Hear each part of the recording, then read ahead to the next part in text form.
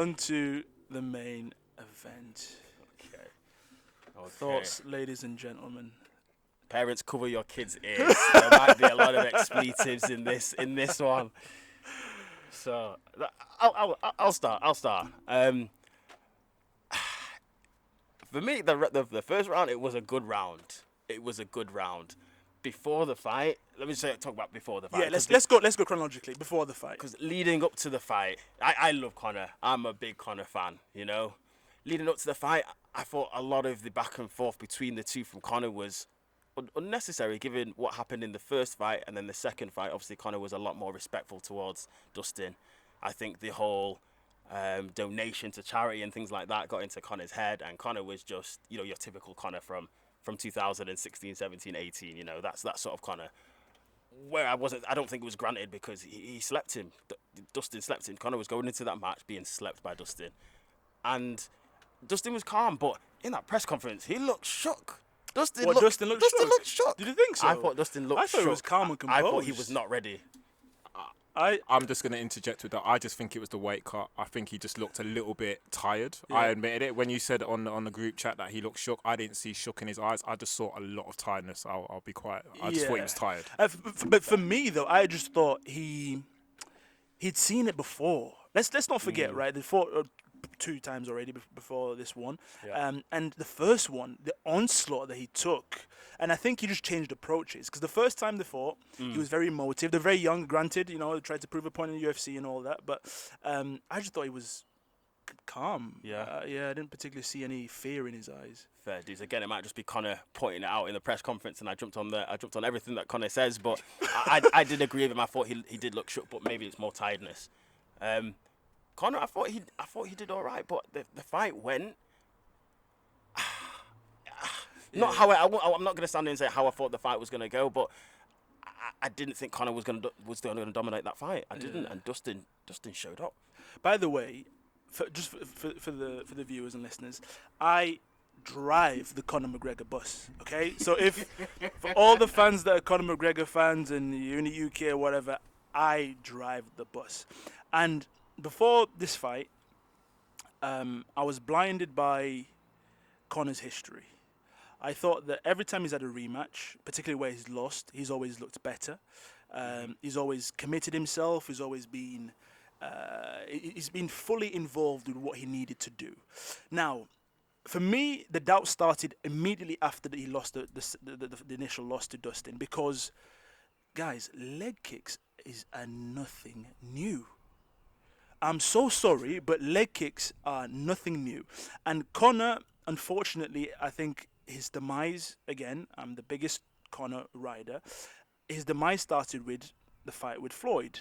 He loses that, notices how much money he's got, says, I took him 10 rounds or 11, whatever it was.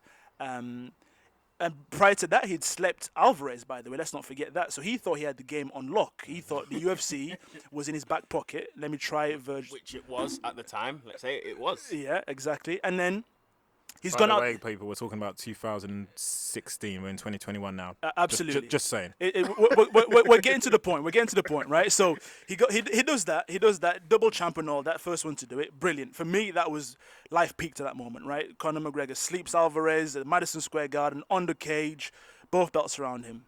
Brilliant. Now, for me, at that moment, he stopped evolving. And in the UFC, remember what we spoke about? In the UFC, when you stop evolving, you're in dangerous water. And the lightweight division is, again, murderer's row. So, coming into this fight, he'd lost. And but if we're being honest, I didn't see where he could beat Dustin. I just thought maybe he could get a one punch. But as the fight evolved, I think Dustin took his punch. I think Dustin's timed his left hand. I think the leg kicks, they were great. But Dustin, when he leg kicked him, it was heavier. You could sense that Dustin was the bigger man in there. And unfortunately, I think the fight game has gone past Conor. And yeah, it's done for him now. I'm gonna chat respectfully, people, because I'm gonna save all my explicitives for a time where we're just focusing on Conor's career. But I agree with exactly what you said. I think his demise was from Floyd. he never lost the belts in the ring. He was stripped due to inactivity, and you've got to say that's because he lost the hunger. You get $100 million, and up to that point, you're literally fighting for your life. If you know Conor's early career, you know he's job seekers allowance. He's he's in Cage Warriors in the UK. He's an absolute animal. He becomes this bigger than life character and all the rest of it. You know, he becomes disrespectful, becomes everybody's favourite. He brought so many casuals to the sport. Like, you can't take that away. But if you think about it, if you're from a working class background, you know, and you get 100 million in your bank, and you're still expected, You're coming in with yachts, bro. Private You're coming jets, in with a yacht. private jets. You know, Dana White's parking his private jets. The only other fight who's got a private jet next to Dana White is probably Conor McGregor. That he's paid for. All the others are all sponsored and little deals for brand awareness and visibility. Yeah, so you got to say, yeah, I 100% agree. The hunger has gone. For me, the fact that Dustin, I think two of the judges actually judged that first round as 10-8. That is domination, considered, honestly. By the way, yeah. let's talk about that. Do we agree? Listen, Dustin won fair and square, right? But that was not a 10-8. Like, what are we talking about here? I do agree with you. I think it was a bit harsh, but I think that last wasn't a takedown because Conor went to the floor. Right. Conor was still Conor had his leg broke or his ankle broke, whatever it was, for how long was that? It was a few seconds, yeah. It was a few seconds. 10, 15 seconds or so. While Dustin was dropping bombs on him. Dustin was dropping bombs on him. Let's take that into if we remove that from the equation, I think it's a 10-9 round. I think it's quite harsh for a 10-8. For me, my bias may kick in a little bit. I agree with the 10-8. I think Conor was in the fight for the first, I'd say, 110 seconds when he was on the feet and he was kicking Dustin, and I think he sparked Dustin twice. Dustin already knows, right, you haven't got any more powerful. I've taken this before. I'm going to stick with my game plan. I'm not scared of you. Whoopie-doo, you've now learned how to kick. You haven't kicked me before. I was the kicker in our last fight. Okay, I'm going to give you back my kicks. As somebody said, my kicks are heavier than yours. Conor then decided, whoa, I don't like this. He's going to, because if you notice with the kicks as well, yes, I know we made the point that kicking is not new, but that low kick, the calf kick, and Conor's kicks were all above Dustin's knee. Yeah, so just below the low thigh. Yeah.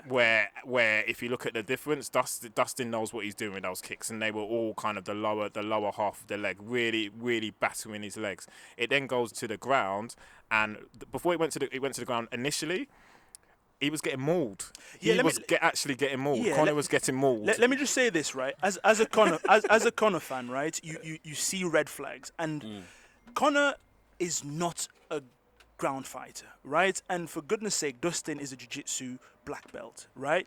So when you see that Conor throws a punch, misses, Dustin tags him, Conor has a reflex of grabbing. And this is where I think a lot of people say that Conor quits, or like he looks for the whole Paulie Malignaggi stuff. Conor, he's a quitter, he looks for the easy way out. And this is where I think they're right, because Conor got tagged and he was like, I don't like this anymore. Let me grab you, knowing full well there's nothing he has to offer Dustin. I agree, but that's nothing to do with somebody quitting. That's just a reflex. If you're hurt in mixed martial arts and you can't stay on your feet, or you don't want none of that, you better grab. I agree with that, but if you're selling the fight on whoever wrestles first is a loser, then I'm so sorry, Conor. Again, I'm the biggest fan, but if you say that, you're laying your bed and you've got to lie in it. Whatever is said before the fight, it goes out of the window once that octagon door closes. Once it does. Dustin Poirier left hand from Louisville or Louisiana. Wherever, Lafayette, wherever he's from, lands, it was game over. And again, underground, he had nothing to offer. So that's my synopsis. And I think another input towards the 10-8 is I think the judges potentially saw the end of the round as if the bell hadn't gone, Conor would have been finished. And this is before this is obviously when the leg's already broken, but I think they've also thought, actually, he's in effect been saved by the bell there. So I think that had a lot. No, honestly, I think that had a lot to play into the 10-8. I agree. And going back to how Kamaru gets stronger as the round goes on, Conor diminishes as the round go on. Yeah, and therefore, he had one round to get Dustin out of there. That's it. like if we're being frank, he had 1 round because I don't think on. Connor's power carries. At least two, I'll be at least very two frank. rounds. Don't do that. No, don't do that. no, 1 round. He had 5 minutes to get Dustin out of there. No. Come on. And 5 minutes is plenty of time, he by doesn't, the way. he doesn't go long, but more than 1 round. He does have. I just again, this is coming from a Conor fan. I just personally think Conor doesn't carry the power. If you look at his knockouts, most of them have come either in the first or second round, and if those that have come in the second round have always been TKO. Conor doesn't sleep people. Can we agree with that? He just doesn't. Conor doesn't sleep. Apart from Aldo, he doesn't sleep people. He just doesn't. Dustin got slept in his first fight. Yeah, but no, but that was a punch. Okay, His head hit the canvas. His head hit the canvas, and then there was follow-up punches, right? When I'm talking about he woke him up with those follow-up punches. I'm talking Kamaru, Masvidal sleep. I'm talking Ngannou and Miocic sleep. Let's refresh our memory, or just to regurgitate Conor's record. I'll take a little bit of pleasure in this. So, which, if you also recall, at the end of the fight, Conor was still. We're not going to talk about his character and still trash talking and big up. Was it Jolie, Dustin Poirier's wife? Jolie, yeah. Oh, big her up for flipping the finger at Conor while he was down as well. I absolutely loved that. That's what you call a ride or die. So big up your missus, Dustin. She was in his DMs. Oh, please. Anyway, I'll regurgitate the record. So, Conor, okay, he's now at 22-6, by the way, people. So 32 years of age. TKO. The last fight was TKO. He wanted it as a doctor stoppage. If you heard him, kept doctor stoppage. It still counts as a TKO, McNuggets. So TKO there. Yeah. Dustin Poirier. Okay, again, this is UFC 257. TKO again, punches. Okay, so that, and then Donald Cerrone is his last win. That's a TKO, round 1. So that's after 40 seconds. You remember those shoulders? Yep. Anyway, we won't go too much. And then before that, he got the submission neck crank for my guy Khabib. So that's a loss. But we want to find out his TKO record. So, Eddie Alvarez, TKO. Oh, round 2. Yep. 3 minutes 4. Remember that? That's when he became double champ. Yeah. 2016. And those were accumulation, by the way. Mm. Yeah. Round 2 though, so okay. Okay, so we got Nate Diaz. That was his win in the revenge match. That was, what was that, points? Oh, decision, majority. Rounds, so okay, no TKO there. And then round 1 though. okay, but again, we want to know, analyze does the he power. sleep We wanna as see the rounds go on? The sleep, because some of his sleeps have been famous, but have they been amplified because it's Conor and we've seen them repeated so much? Is he genuinely a sleeper? That's what I'm looking at his record to see. Okay, Nate Diaz, he lost with a rear naked choke. Okay, so probably the most biggest ones of his sleepers, as we call it, was Jose Aldo. Yeah. Which was 13 seconds. The King of Rio, and that was for the unified UFC featherweight championship. That was disgusting, but hey ho, that's when Conor was at his best. He was certainly in Jose's head because Jose Aldo never comes out like that, and that's when the mind games really came to fruition for Conor. Before that, second round we got Chad Mendes, TKO punches. Again, the Chad Mendes one was punches. It was cumulative. It was It against the cage. Big one. It was exactly. Okay, so when we're talking about sleeping, we're talking about you hit one hit. We're talking the you're Aldo down. one. There's very few. I'm saying there's very few fighters in the UFC in mixed martial arts that do that consistently. But there's very few. But we just talk about Kamaru. Kamaru knocked out Masvidal. He's done that once. Gilbert Every other Burns. finish he's had is been through accumulation. No, but so I think if we're comparing the two, Conor sleep. Okay, let me use not the word sleeping. You called him the sleeper, remember? When I mean sleeping, I'm meaning just a knockout. TKO. Yeah, just a knockout. I'm in a knockout. I mean, it could be accumulation. That's fine. Yeah. And for me, that's what his fight is. Yeah. You know? But the point was, I just don't agree that had that round gone on, had the fight gone on, sorry, I just don't believe he had enough in the tank to be able to beat Dustin. I agree. But you could last London in 1 round, as we've just seen from his previous fights. He could. We can't say He could, but do you think he would have got him out there in the second? Conor would have got Dustin out there in the second? Not Dustin. I think Dustin has taken his best punches in the last 2 fights. And I think that's actually filled... And Dustin, I think I saw an interview where it actually filled him with confidence because he said, he stung me, but I'm still standing. Yeah. So therefore, if you're stung and you're still standing and you haven't done the chicken dance, it's giving you the confidence that, yeah, my chin can take his best punch. And Conor's best punch, 100% we can all agree, is in the first round.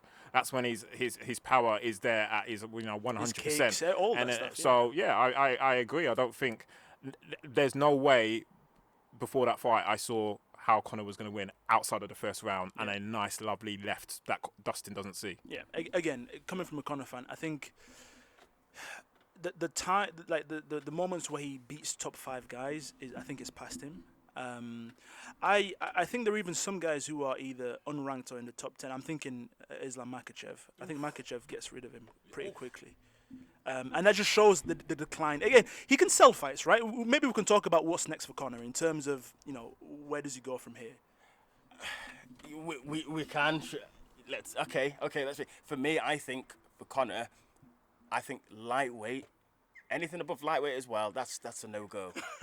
He came, bear in mind that only win with Cowboy was at welterweight, if I'm not mistaken. Yeah, was welterweight. Right. Yeah. And it's the same with Diaz as well. It wasn't at lightweight. So all his last wins have been in the division above. That's true. But for me, Conor's bread and butter is featherweight. He cuts a lot of weight. He cuts a hell of a lot of weight, and you do need to be in that, as you say, that mindset. When you can eat caviar for breakfast, I'm so sorry, but I don't think you have the discipline to cut that much weight. True. By the way, did you see the images of him at featherweight and him at lightweight? Oh, he looks malnutrition. literally, I thought he was on one of those Waterade adverts on TV. It needs to go back to the building sites to look like that. I'm so sorry. It's true. Rashford could feed him. My guy Rashford. It's true, but I think you're quite right. I think it was Martin Hagler that said it's hard to get out of bed when you're in silk sheets. It's true, but I think if he did have that discipline still, featherweight, that's where his bread and butter was. That's where I think he could still compete. But then again, you still have killers in that featherweight division. They've evolved, bro. You still have killers. They've evolved. And my frustration with Conor over the years is, back to your point, he hasn't evolved. And I think the reason why he hasn't evolved is obviously the wealth, the arrogance that he has, but more importantly, something that not many people call out is his team. They're all yes men. Right. I genuinely believe that Conor is the boss of his team. When I see, for example, the boxers at the AJs and so on, I see their coach is still pretty much telling them what to do. I don't really see that with Conor. I see him basically doing what he wants and them being along for the ride because they're all very comfortable in terms of their payroll and their annual salary. So my fear is he hasn't evolved as well because he hasn't got people around him who are going to challenge him and stretch him in that regard. Yeah, and I think Coach Kavanagh was someone that I listened to a lot. When it comes to the fight game, he's has a lot of insights, and he used to be very honest with the breakdown of fights. The most notable one was probably the Khabib one, but I just think he's just they just don't care anymore. Like it's hard to care when it's hard to care when your fighter's making millions of dollars and he doesn't have to fight. And I recall, he's the boss of that. Yeah, I recall Coach Kavanagh saying like he'd tell his fighters, if you don't have to fight, you don't fight. There's an interview I'm sure online somewhere. The listeners have probably seen it, but he just says, if you don't have to fight, there's no need to fight. Yeah, it's not a nice sport. It's not a nice way to make a living. Like it's a good way to make a living because you make good money. You could make more. We'll go into that on later podcasts, but yeah, you don't need to. And I think we could spend days and days talking about Conor, and I think we should have a dedicated session where we do speak about Conor in itself. But just one thing, I just wanted to mention is Conor in true Conor fashion. His leg was broke. He'd lost the fight since TKO, as you said. Jolie was flipping him off. My man was shouting at him, your wife was in my DMs. Your wife was in my DMs. He doesn't stop. Listen, he doesn't stop. When you've just had your face punched in, you need to have some humility. And I think Conor just needs to, I think he's figuring out who he is. I think being a father's probably changed his outlook on a lot of things. If you recall the previous fight, he was mellow, respectful, and kind, and what was a new Conor? And now he switched it up again. So what? He's gonna come back and switch it back to kind Conor again?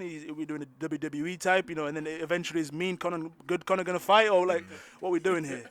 And the thing is, I think we need to recall that as much as we love the fight game and UFC and MMA, it's a little bit of business. Let's be honest. And I wouldn't be surprised if the Uncle Dana White has said, "Hey, we could have got more sales from that fight if you'd just been a little bit more angry and a little bit more trash talky." I think I love respect, to be honest, and the big difference was the fact that it was on Fight Island and Connor's had his children there, his wife there, his whole family there, and I think that box doesn't fit him. I think his natural habitat is the angry, trash talky, disgusting, disrespectful, chat that he does, and he knows no bounds. As in, I like trash talking, but there's lines, and Conor knows how to cross that line, and he does it very regularly, probably more frequently than anyone in combat sports, not just UFC, but I'm talking boxing, you name it. So, you know what? And like somebody said, we could talk about Conor all day, but you know what? I think we need to give some attention to the Diamond, to Mr. the winner of this. We need to. What's next for Dustin? One and only.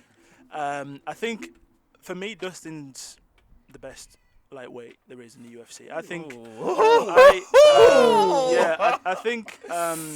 I think on the ground is pretty even with Oliveira. But I think standing up on the ground. Yeah. Are we talking just ground about it? Are we talking on the ground in terms of jiu-jitsu, all of that? I genuinely think on the ground it's not as there isn't that much as on the feet. Wow. Do we think Oliveira's close to Dustin on the feet? Firstly, on the ground, yeah.